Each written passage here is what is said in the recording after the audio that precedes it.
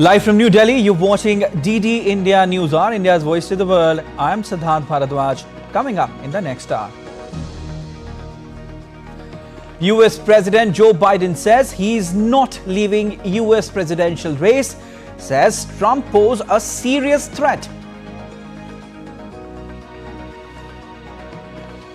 India's Prime Minister Narendra Modi will launch, dedicate to nation and lay foundation stone of various infra projects in Mumbai. And DD Robocon 2024 starts today in New Delhi. Excitement is on another level. 46 teams participating in two-day event. Winner to represent India in Vietnam. Also, Novak Djokovic advances to Wimbledon final, sets up rematch against defending champion Carlos Alcaraz.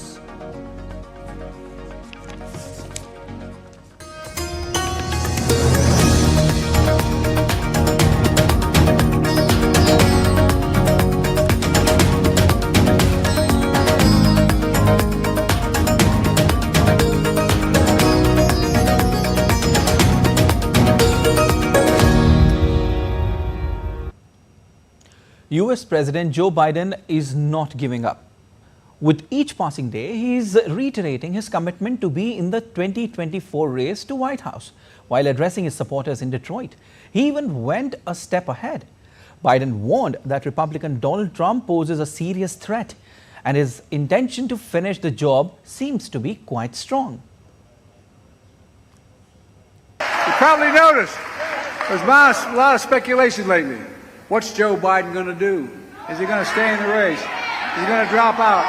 Here's my answer. I am running and we're going to win. I'm not going to change that. I'm the nominee of the Democratic Party, the only Democrat or Republican who has beaten Donald Trump ever. And I'm going to beat him again. I know him. Donald Trump is a loser. What was under the wraps is now out in open, and pressure on US President Joe Biden to end his re-election bid is growing and growing. Democrats in Congress are publicly calling on the 81-year-old incumbent's halting debate performance against Republican rival Donald Trump. House Minority Leader Hakeem Jeffries is the latest in the list to convey the concerns of House Democrats. While influential mega donors are reportedly holding back $90 million of fundraising until the president drops out. Democratic office holders, donors and activists are trying to determine whether Biden is the best bet to defeat Trump in the November 5 election and serve another 4-year term in the White House. And after that solo press conference at the end of the NATO summit, unease with Biden's candidacy has shot up. At least 19 lawmakers have urged him to step aside so the party can pick another candidate. Democrats hold 213 seats in the U.S. House of Representatives and control the U.S. Senate with 51 seats, including 3 independents who caucus with the party, as well as Hollywood stars, activist groups and news outlet. Concerns regarding Biden's low approval ratings and his age is making Democrats worry that it could cause them to lose seats in the House and the Senate. It may also leave them with no grip on power in Washington if Trump wins the White House. Even people on ground are skeptical about choosing Biden again as President of the United States. I will be voting for Joe Biden, not super enthusiastically, but because I do think that the alternative is much worse. But it's kind of more of I just wish I was excited about him in a way I am about other political people right now. Even if he's not fully out of his mind, and I personally don't think he is, but I think he's too old and too out of it to serve as a useful president and leader of the most powerful nation in the world. Though there are still some lawmakers who have steadfastly backed the incumbent's plans. Even after tremendous pressure, Biden has repeatedly said he intends to remain his party's standard bearer and he retains support from the key figures in the party. You probably noticed there's a lot of speculation lately. What's Joe Biden going to do? Is he going to stay in the race? Is he going to drop out? Here's my answer. I am running and we're going to win. I'm not going to change that. Biden is trying to shift the conversation from his mental sharpness to the impact of another Trump presidency. Bureau Report, DD India. Ahead of the upcoming US presidential elections 2024, Meta has announced it would end restrictions on former President Trump's Facebook and Instagram accounts. The tech company's announcement came on Friday. In the days immediately after the January 6, 2021 Capitol insurrection, Trump's accounts were suspended after the company determined that his posts had potentially fueled the violence that took place that day. Former President Trump was also banned from social media platform Twitter, now called X. However, his account was restored in 2022. All right, let's take you to UK now. Britain's new Labour government plans to expand the early release of prisoners from September to tackle a jail overcrowding crisis. UK's Justice Minister Shabana Mahmood says that the problem of jail overcrowding has threatened to create a total breakdown of law and order. Prisons in England and Wales have space for only 700 more male inmates and are likely to be full within weeks. Following this, cells and police stations would need to be used, preventing officers from patrolling the streets. The plan is subject to parliamentary approval. Britain has Western Europe's highest rate of incarceration, and prison numbers have risen sharply since the pandemic. Interestingly, due to longer sentences, court delays and a requirement for serious offenders to serve at least 65% of their sentences behind bars. American actor Alec Baldwin broke down in tears as a New Mexico judge dismissed the involuntary manslaughter case against him for fatal shooting on the set of film Rust. The trial collapsed 3 days into Baldwin's trial in Santa Fe, at a court just miles from where Helena Hutchins, a cinematographer, was shot with revolver that Baldwin was using in rehearsals. It's the second time the case against the actor has been dismissed since the October 2021 shooting. He'll not be tried again. His lawyers alleged police and prosecutors hid evidence, a batch of bullets that could have been connected to the shooting.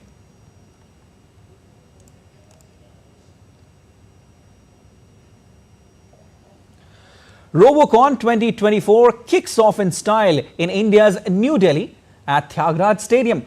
The event, organized by IIT Delhi in collaboration with Prasar Bharati, is witnessing the participation of over 150 plus students from across the country.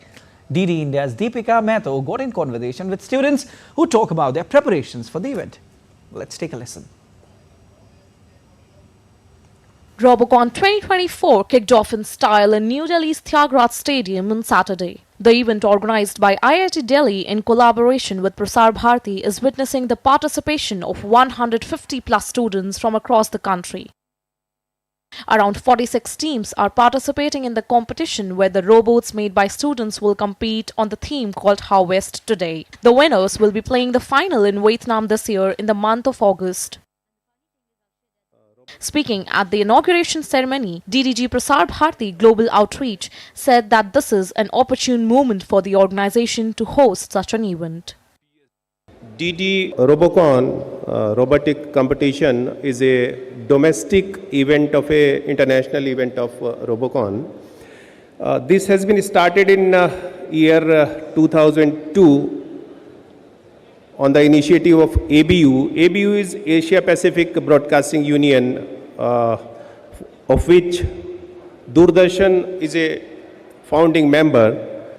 This initiative is basically to nurture the technological advancement in India. Prasar Bharati is pleased to extend this great opportunity to all the students, especially the technical students studying in universities, to showcase their skills and talent, not only on the domestic front, but also on the international front. Doordarshan had hosted the International Robocon in 2008, 2014, and in 2022 also. The Robocon is a matchless project in the field of education development. IIT Delhi's Professor K. Sahu thanked Prasar Bharati for their continuous support. I really thank Doordarshan, Ms. Amarnath, Prakashji and all others to keep this show going. At IIT Delhi, we are hosting it 2019 onwards, and we are pleased to complete 5 years, including one international 2022.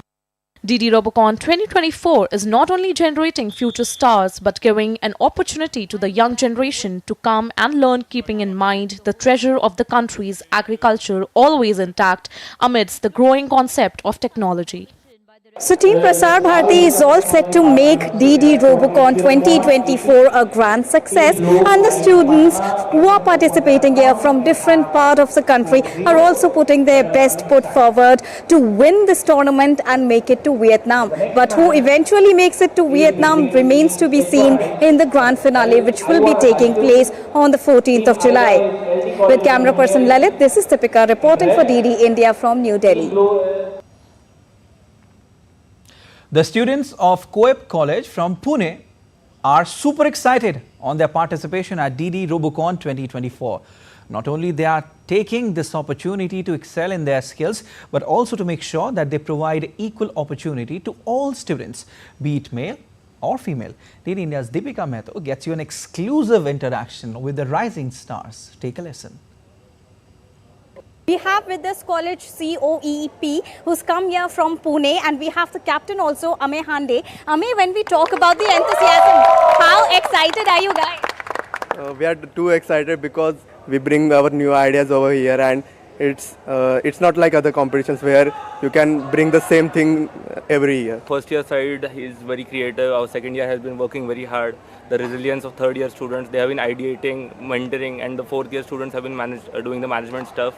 And this is the first time we have brought everyone here to actually see the matches and understand what is the level of this competition. It's very exciting, and this is my passion, so it's really great to be a part of such a good team. I feel so proud to be here because this is an experience many of the students in the college also, they cannot have this experience also. Winning and losing are just a part of it, but participation is more important. They are learning every year from here, and they are also ensuring equal participation of all the students along with the female students. With camera person Arit, this is Deepika reporting for DD India from New Delhi. All right, and my colleague Deepika Mehta joins me on the broadcast. She's there at Tyagraj Stadium in New Delhi covering DD Robocon 2024. Deepika, machines are creating magic where you are right now, certainly, and you've also covered Robocon earlier. What's different this time?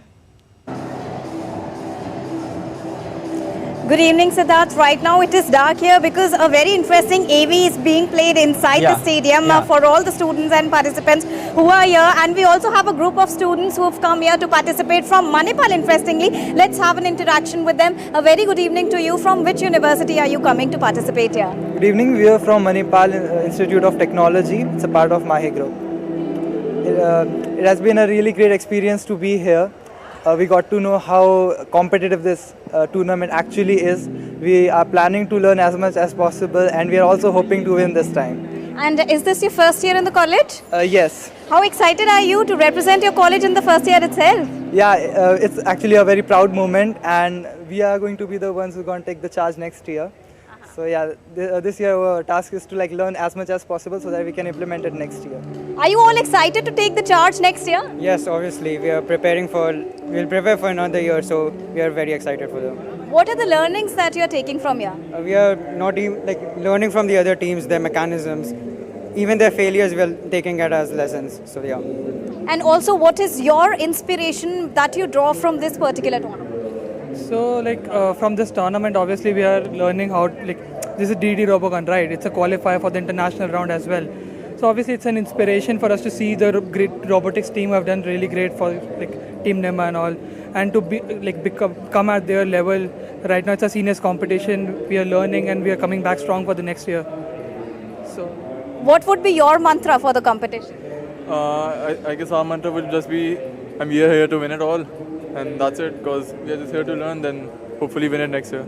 So there you heard Siddharth, they say that they are here to win it all, and this is the inspiration, this is the kind of motivation that the students, the participants are having over here. As we know, today is the league phase, and tomorrow we would be having the elimination rounds when the quarterfinals, semi-finals and the eventual finals will be taking place. The ultimate winner will be going to Vietnam. Who would be that? That remains to be seen, but as of now, the students are super excited, Siddharth. Definitely. Deepika, it's very nice to know, first of all, a noble initiative by Prasar Bharati and IIT Delhi, and secondly, the students are so much excited. They are, learning so many things coming into this event. They are even, keen on learning the failures of the other teams. That shows, a sportsman spirit. Deepika, any emerging trends that caught your attention that you've noticed there?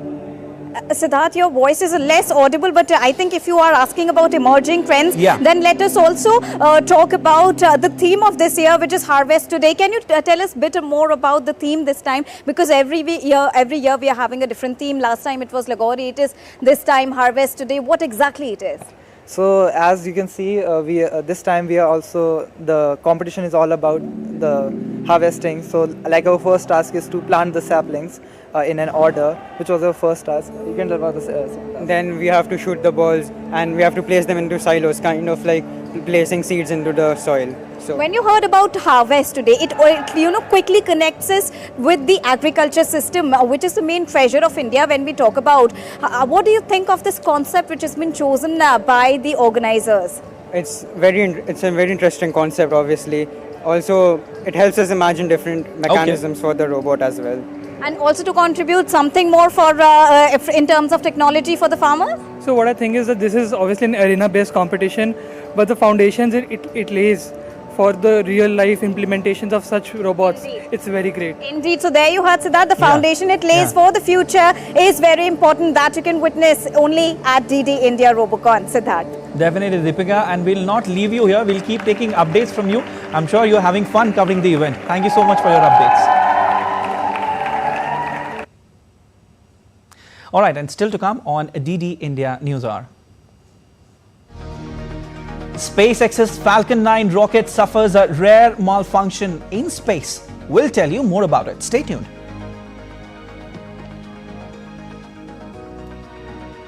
Thousands of evacuated in China after heavy rains triggers floods in southwestern municipality of Chongqing.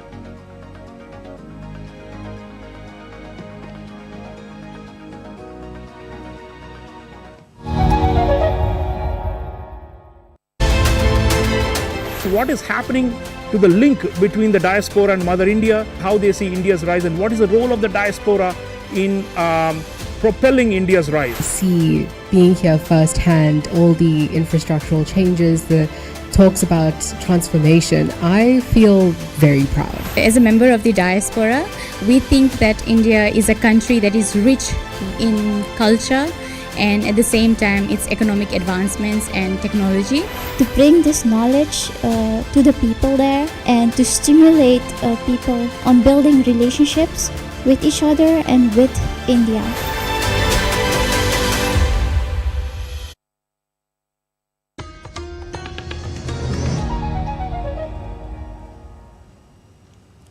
You're watching DD India News Hour. I'm Siddharth Bharadwaj. And one dead body has been recovered from rescue operation in the Narayani River after two buses collided and got swept away in a landslide the other day. Teams of Nepali Army, Nepal Police and armed police personnel, including deep divers, are at the incident site. More than 50 families are suffering following the accident. Among the passengers who were in fatal accident, 3 people survived miraculously by swimming out of the flooded river.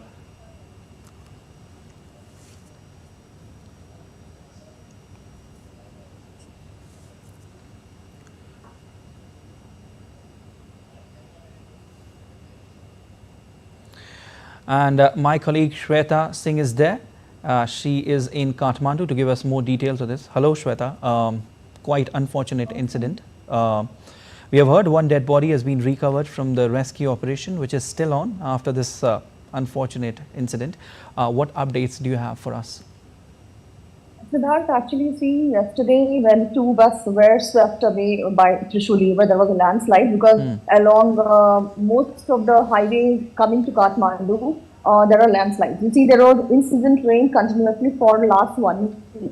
It's like it halts for 10 minutes and then again it rains. Because it's hilly terrain, so landslide is a very common event here. And because of the bigger boulders coming on the way, buses try to just sideline and then go. And that's the reason you see two buses were swept and then they fell in the Trishuli River. And the dead body found was of an Indian passenger who had boarded from Veerganj to Kathmandu. And like 7 Indians were there on the bus. So one body has been recovered. Rescue is on because see, the water is very murky, very muddy. It's very difficult. In spite that armed forces are using high quality camera inside the water, but it's very difficult because the turbidity is very, very high. It makes the rescue operation very difficult. And luckily 3 people who were who knew swimming, they escaped. But there is high probability of finding someone alive if they were not going to swim because of the depth of the river during monsoon and the current and turbidity. It's very difficult for any non-swimmer to survive. All right, Shweta, stay with us. Meanwhile, we give some updates from Nepal to our viewers. I'll come back to you. Stay with us. In another development from the Himalayan nation, former Nepal PM KP Sharma Oli has staked claim to lead a new government after incumbent PM Pushpakamal Dahal Prachand lost the trust vote. Prime Minister Pushpakamal Dahal Prachand submitted his resignation to President Ramchandra Paudel on Friday evening. Dahal was compelled to either step down or demonstrate his majority in parliament after his biggest ally, the Liberal Communist Unified Marxist-Leninist Party headed by Oli, withdrew their support. Oli, who has served as Prime Minister twice before, reached an agreement with the Nepali Congress at the end of June, securing enough seats for a majority. The agreement, inked on July 2nd at midnight, also envisages NC Chief Sher Bahadur Deoba succeeding Oli after about 22 months for the latter half of the current tenure of Parliament. UML is the largest party in Nepal's Parliament and NC is the second largest. All right, and our correspondent Shweta is still with us. Shweta, now former PM KP Sharma Oli is all set to become PM for the second time. Now, what can we expect when it comes to India-Nepal relations? All in all, how do you analyze the impact of this on both the countries? Actually, one thing I will remind my viewers, Nepal is a sovereign country, the way India is. So, every leader who becomes Prime Minister, they have their national interest at core. So, the way as being Indian, I would like to focus on my national interest. Any Prime Minister who becomes in Nepal, they focus on the national interest. The thing is, few parties are oriented towards southern neighbor, few party has orientation towards northern neighbor. Correct. But ultimately, one thing is, whichever helps them or they find in the long run, they are supportive, they go along with them. And India being the largest development partner of Nepal, I hope when KP Sharma Oli will take oath tomorrow. So the relationship between India and Nepal continues to be sober, continues to be healthy one. We expect that because Nepali Congress is aligning along with KP Sharma Oli, and 10 years before, I would say even KP Sharma Oli was very much oriented towards India. Nepali Congress is assumed to be very oriented and friendly towards India because definitely India is a very good neighbor and a friendly partner in development for Nepal. So that way we hope because Nepali Congress along with UML coming together, India and Nepal relation will flourish. People to people connect is already there. That cannot be sabotaged because it's a very integral relationship. It's not just for economic cooperation, but it is social, cultural, religious. We are very strong together. Okay. That way I think the relationship will prosper. Okay, so the relationship between both the countries will only flourish. That's what you're saying. Thank you so much, Shweta, for that analysis. The International Monetary Fund has reached a staff-level agreement with Pakistan for a $7 billion US. This 37-month loan program is aimed at cementing stability and inclusive growth in the crisis-plagued South Asian country. Though the new extended fund facility program is subject to be approved by its executive board and is to obtain timely confirmation of necessary financing assurances from Pakistan's development and bilateral partners. This would include rollovers of disbursement on loans from Pakistan's long-time allies Saudi Arabia, the United Arab Emirates and China. Pakistan has been plagued by crippling boom and bust cycles for decades, leading to 22 IMF bailouts since 1958 and is currently the IMF's fifth largest debtor, owing $6.28 billion as of July 11. The deal caps negotiations that started in May after Islamabad completed a short-term $3 billion program that helped stabilize the economy and helped avert a sovereign debt default. Now, second stage engine on SpaceX's Falcon 9 rocket suffered a rare malfunction in space during a routine Starlink mission, imperiling the satellites in the company's first rocket failure in more than 7 years.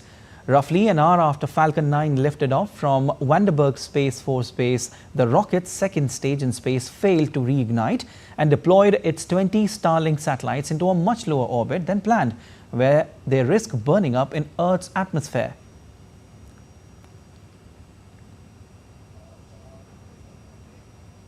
Well, let's take a look at other stories making news around the world.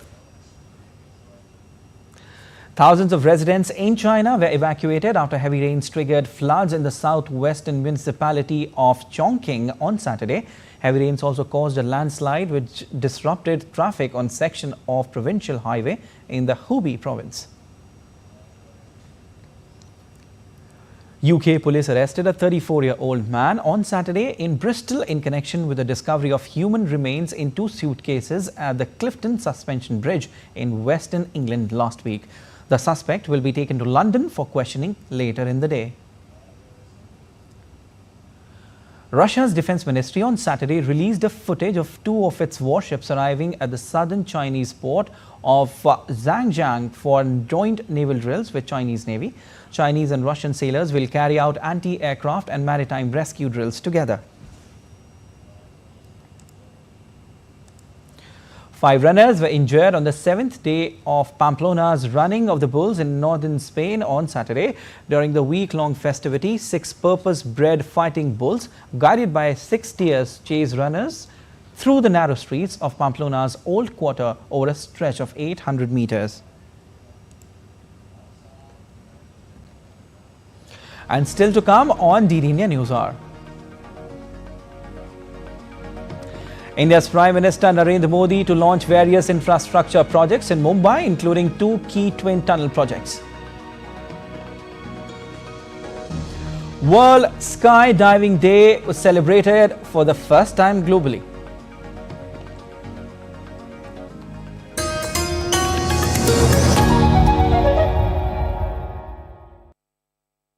India keeps getting hotter and hotter, people will be looking for innovations to help combat the impacts of climate change and to cut the emissions that are causing it. Zero tillage wheat, it builds soil carbon. It removes carbon dioxide from the air and builds soil carbon. It's like planting a tree underground. What's happening here is preservation through conversion and transformation.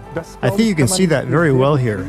You can take good experiences from it, and those are transferable. Perovskite over silicon as material is the ease of processing. Silicon is something that is relatively energy intensive to fabricate, but this is something that can be done at close to room temperatures.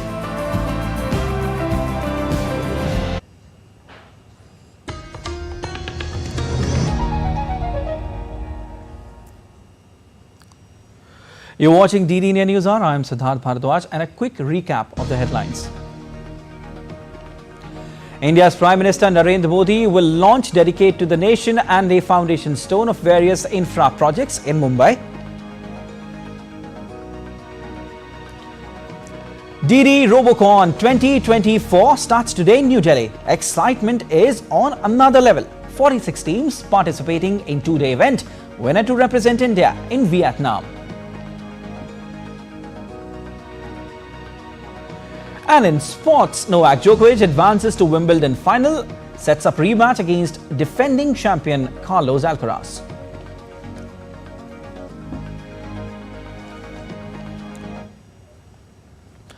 A recent survey done by US think tank Pew Center says that 77% of Indians are satisfied with the democratic system in the country.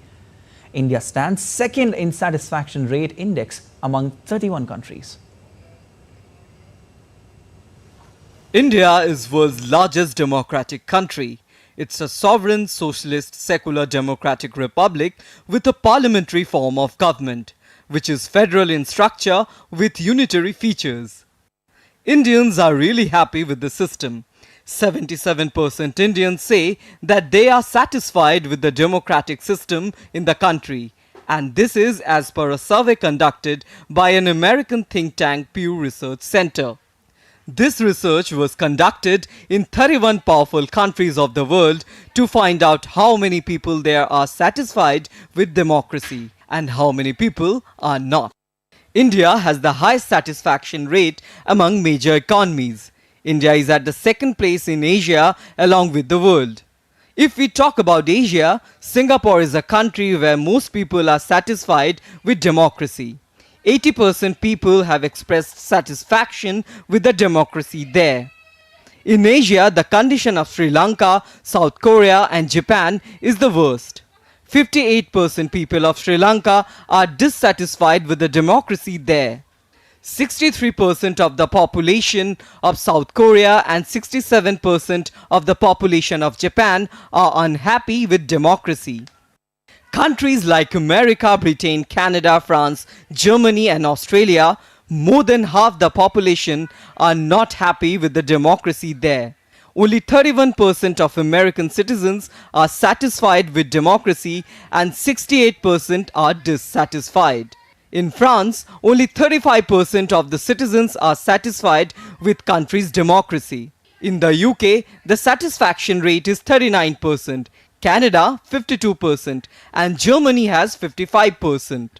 Indian democracy is healthy in the 21st century. Indian citizens have declared that they prefer democracy. Unlike in many other democracies, electoral turnout in India is higher among the poor than the rich, higher among the less educated than graduates, and higher in the villages than in the cities. The success of democracy in India has dismissed the pessimistic auguries. Bureau Report, DD India. Seattle Mayor Bruce Harrell and Consul General of India in Seattle, Prakash Gupta, jointly inaugurated the first Indian visa application center in the cities of Seattle and Bellevue on Friday. Consul General Prakash Gupta emphasized that opening of these new centers reflects Indian government's commitment to deepen its relationship with the Pacific Northwest states. He added that any feedback and suggestions on further improvement will be welcomed. Both the Seattle and Bellevue IVAC centers will be managed by VFS Global. Mayor Harrell expressed his admiration for the Indian community, praising their role and contributions in enriching the bonds of friendship between India and the US. And India's Prime Minister Narendra Modi will launch, dedicate to the nation and lay foundation stones for various infrastructure projects worth $300 billion in Mumbai, including two key twin tunnel projects, including new platforms at Lokmanya Tilak Terminus and Chhatrapati Shivaji Maharaj Terminus Station and crucial road, railway and port sectors ventures. The Prime Minister will also lay the foundation stone for Thane-Borivali Tunnel project worth 16,600 crore. PM Modi will inaugurate the INS Towers at the INS Secretariat in Bandra Kurla Complex in Mumbai.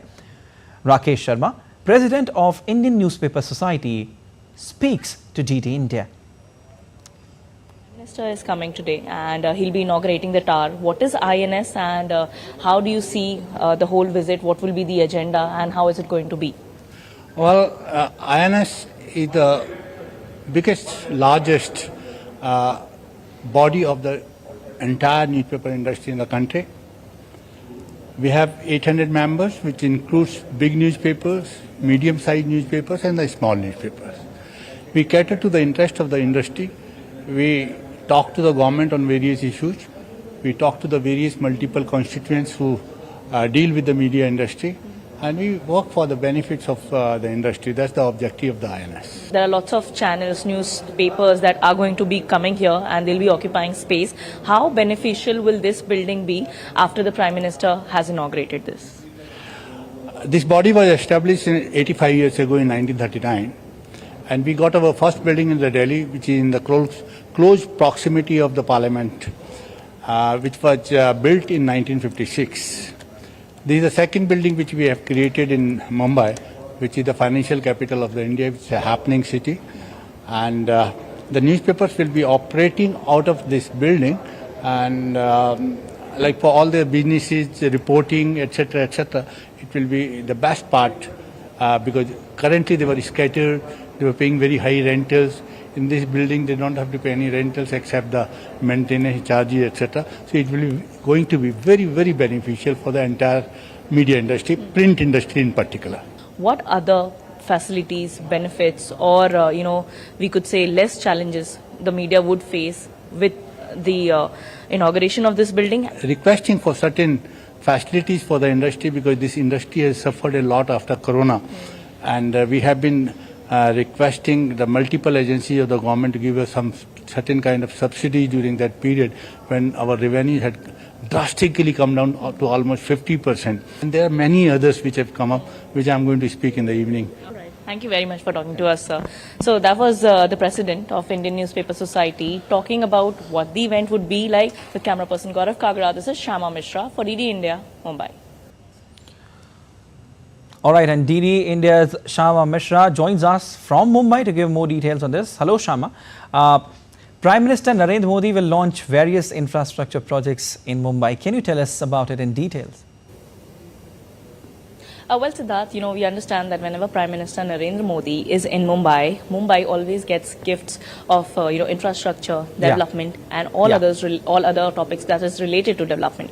So here in Mumbai, there will be two events of Prime Minister. You've already mentioned that he'll be laying foundation stone of various projects. So these projects are worth around 29,400 crores, and these are various projects which is related to roads, ports, and railways.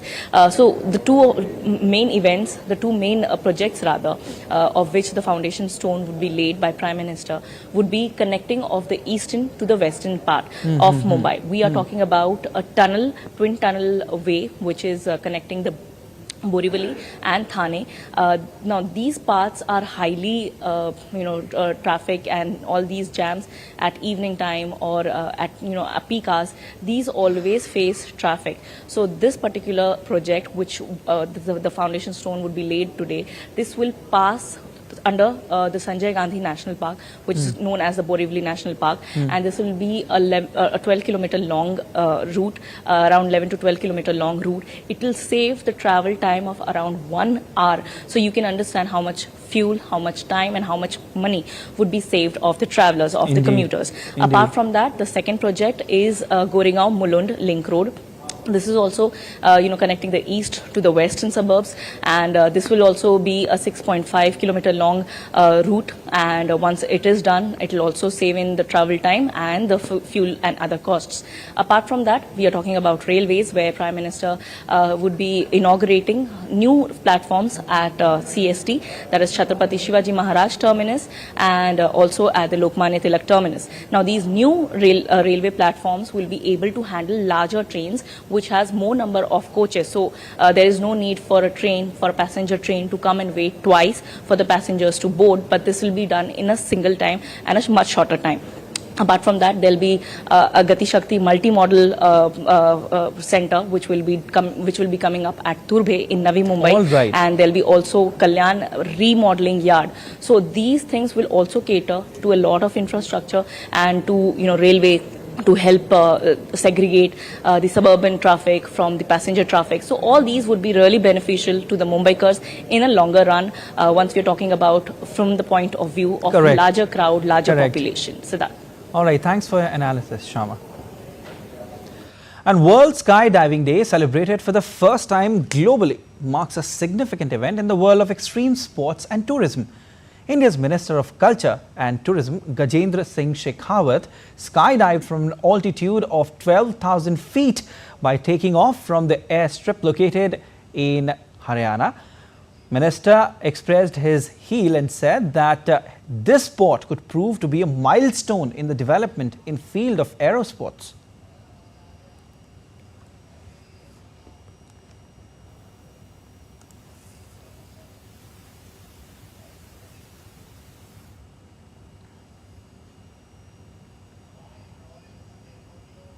पूरे विश्व के लिए आज एक अत्यंत महत्वपूर्ण दिन है एरो स्पोर्ट्स की दुनिया में, जब आज पूरी दुनिया पहली बार world sky diving day celebrate कर रही है। आज भारत में यहाँ नारनौल में ये फैसिलिटी प्रारंभ हुई और हमने पहली बार यहाँ से जंप किया है।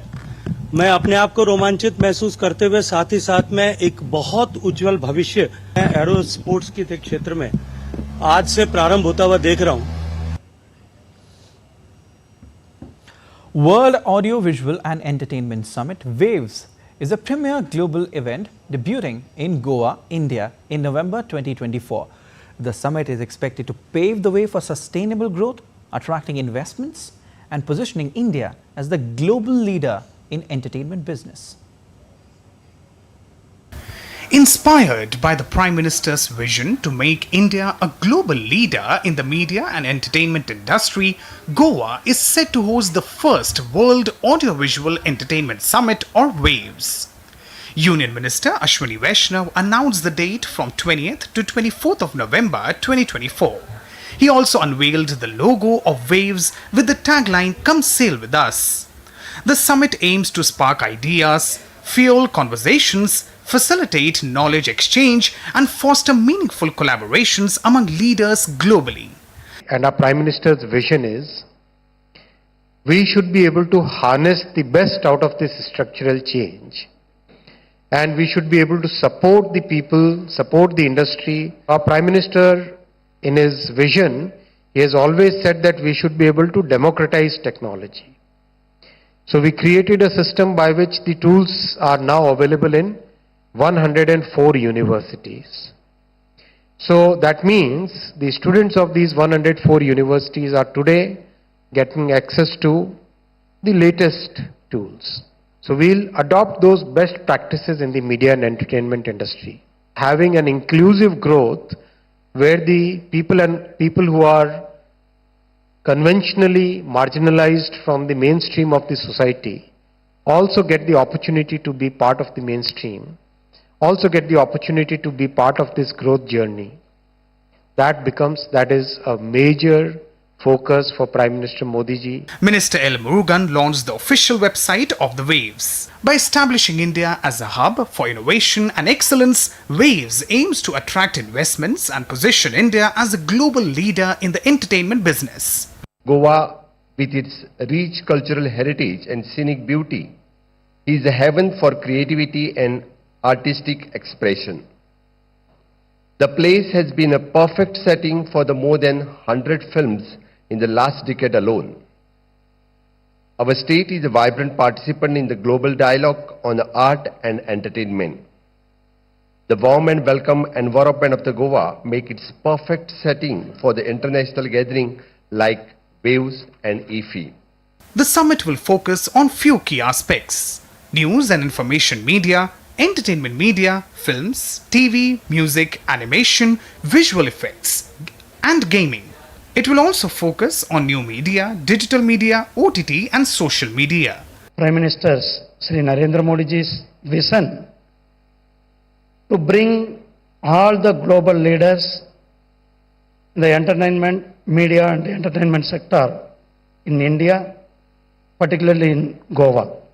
This summit is going to offer us opportunities to expand our global footprint as well as drive revenue growth and position India as a global leader in this particular segment. WAVES 2024 promises to be a landmark platform for promoting new thinking in media and entertainment, establishing India as a global content hub. Tapas Bhattacharya's report for DD India, New Delhi. As a fresh batch of pilgrims embarked on their journey to the Hindu shrine of Amarnath in India's Union Territory of Jammu and Kashmir on Saturday, Secretary of India's Ministry of Health and Family Welfare, Apurva Chandra, assured that all health-related measures for the pilgrims have been meticulously implemented despite the challenging altitude. Very well-equipped medical facilities have been provided at the base camps. 100-bedded base hospitals have been created at Chandanwadi and Baltal.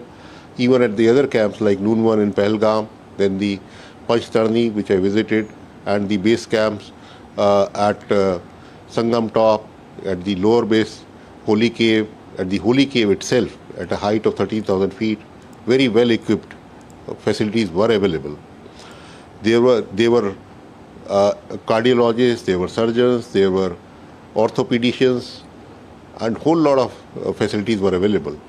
I saw that mobile X-ray facilities were available even at the Holy Cave at a height of 13,500 feet, defibrillators and ECG machines. So all sort of facilities were available. All right, let's take a look at other stories making news.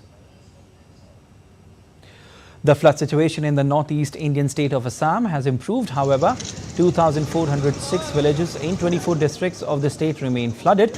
A total of 39,203 people are taking shelter in 186 shelters in the state. The death toll from the floods has risen to 90 this year.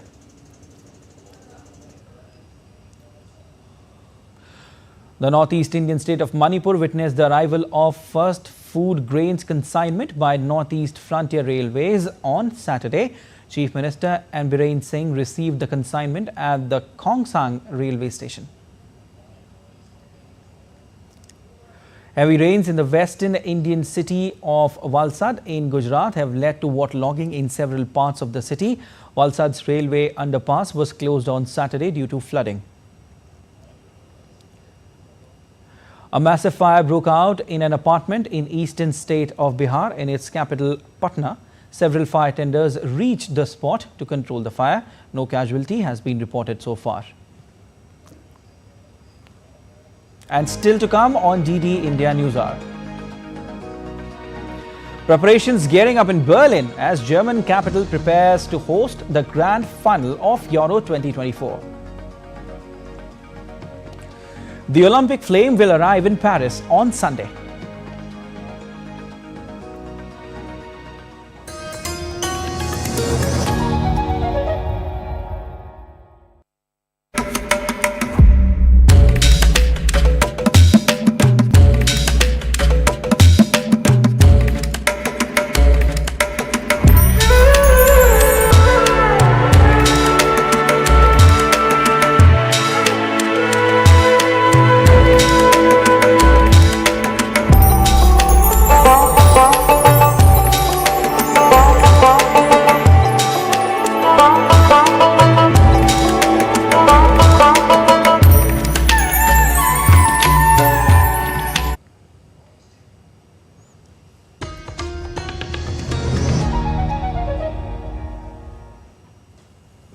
You're watching DD India News Hour. I am Siddharth Bharadwaj and time now for sport.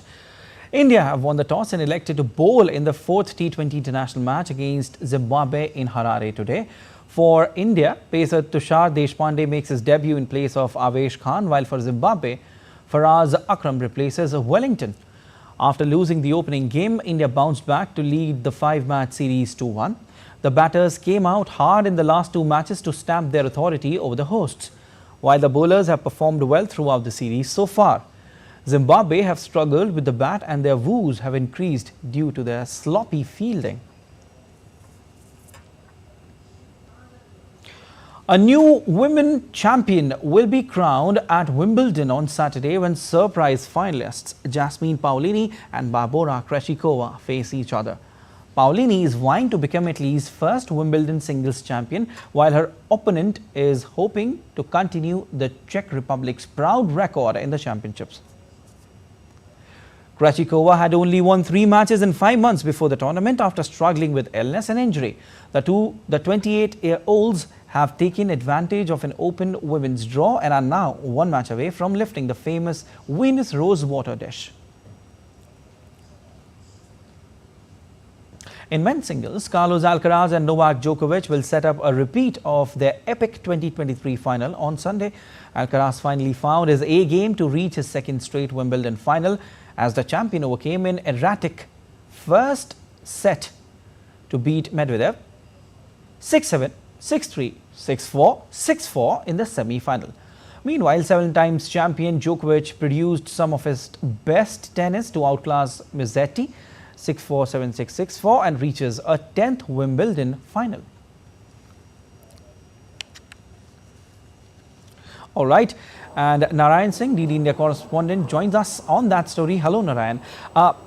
When we talk about Carlos Alcaraz versus Novak Djokovic, and when we talk about Novak Djokovic, his experience, it's unmatchable. And on the other side of the court stands Carlos Alcaraz with a completely new energy. How do you analyze this encounter?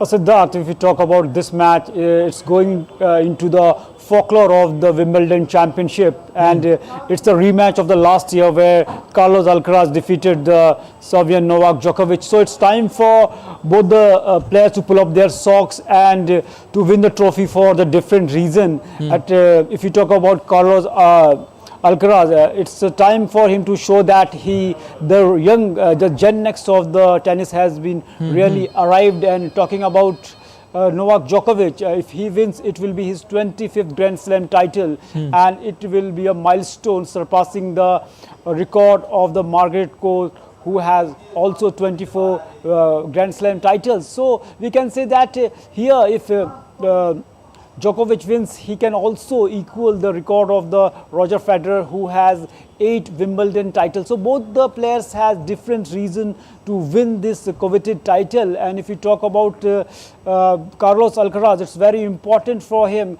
considering the factor that there is a big connection between the Euro and the Spain's Wimbledon trophy. And as we know that here Carlos Alcaraz will be there in London, and in Berlin the Spain football team will be up against the England team in the Euro. And if you take a look, in 2008 when Rafael Nadal won the Wimbledon, that year the Spanish football team won the Euro title. And again in 2010 when Rafael Nadal won the Wimbledon title, in that year in 2010 Spanish football team won the World Cup. And most recently last year Carlos Alcaraz lifted the Wimbledon trophy 1 month before the Spanish football team, women football team, lifted the World Cup for the first time. So a lot will depend on the performance of here Carlos Alcaraz, how he performs. And if you take a look at the coincidence, we are hoping that it will be the story will be folded tomorrow. Definitely, Narayan. Now let's shift our focus to football. I'm sure you also like it, and you are a big fan of Euro 2024, that I'm sure of. England versus Spain. All eyes will be on television screens on Sunday when the two teams will play. Excitement is certainly building up. We could see the players, the fans jumping up in excitement. How do you analyze that encounter, Narayan? Siddharth, it's a battle between two different footballing philosophies here. If you take a look, England team, they are playing the high intensity pressing game, while Spain always, we know that the tiki-taka, the possession based football they play. So it will be remains to be seen how the two footballing philosophy plays in the Berlin's Olympic Stadium. And all in all, if you take a look, both the teams are unbeaten in the team. And taking a closer look, Spain has played the best football in the tournament. Throughout the tournament, they displayed as a compact unit. They have the young footballers, especially in the front line. They have Yamal and the Nico Williams, and back they have the new generation of their midfielders, Gavi and Pedri. So all in all, a compact side, a balanced side Spain is looking. But talking about the English football team, they have the class of Harry Kane, who we know that what kind of player he is. He is the goal machine wherever he plays. Previously, he was in the English Premier League. Definitely, Narayan, and I'm sure that everyone around the globe will certainly enjoy this mesmerizing encounter. Thank you so much. And ahead of the upcoming final match against Spain on Sunday, England midfielder Declan Rice said that the English team was hungry and talking amongst themselves about how much they wanted to win the title. During the last press conference at their base camp, Rice said that the team was ready for the game. Again, it's a massive moment for our nation. You know, getting to the final back in 2020, you obviously don't think that moment could be topped, but obviously we're now back in another final back-to-back, which is history in itself. But now we're obviously aiming to do one more, and we don't want to just keep talking about it as in we're getting to finals and we're happy with that. You know, we now want to be a country where we win and we can continue to grow, you know, with the young players that we have coming through for the next generations, that England can be a really big force. Again, it's a massive moment for our nation. You know, getting to the final back in 2020, you obviously don't think that moment could be topped, but obviously we're now back in another final back-to-back, which is history in itself. But now we're obviously aiming to do one more, and we don't want to just keep talking about it as in we're getting to finals and we're happy with that. You know, we now want to be a country where we win and we can continue to grow, you know, with the young players that we have coming through for the next generations, that England can be a really big force. Again, And the Olympic flame is set to arrive in Paris on Sunday as part of celebrations to mark France's National Day, Bastille Day. There will be a military parade and flyover, and the torch relay will also hit the streets of French capital. Thousands of police officers will be on duty in Paris to ensure security as the games approach. DD India correspondent Ross Cullen reports. After travelling thousands of kilometres across France and also to France's overseas territories, the Olympic flame will make its grand entrance to Paris on Sunday. There will then be a two-day torch relay with the flame visiting all corners of the French capital, and also a cauldron outside City Hall will be lit. The flame then departs Paris once more and then returns definitively to the French capital in time for the Olympic opening ceremony on Friday, the 26th of July, now under 2 weeks away. The French Interior Ministry, the police and the intelligence services have been working overtime to ensure the safety of spectators and also those taking part in the torch relay, and to make sure they disrupt and stop any possible threats. Ross Cullen in Paris reporting for DD India. That's all for this edition of DD India News Hour, but let us know your thoughts on the news of the day. For those on the go, you can get all the latest news and updates from India and across the world on the DD India mobile app. The app is available on both Android and iOS platforms. Scan the QR code on the screen to download now. We'll be back with more news as it breaks here on DD India. I'm Siddharth Bharadwaj from all of us here in Delhi. Thanks for watching DD India News Hour.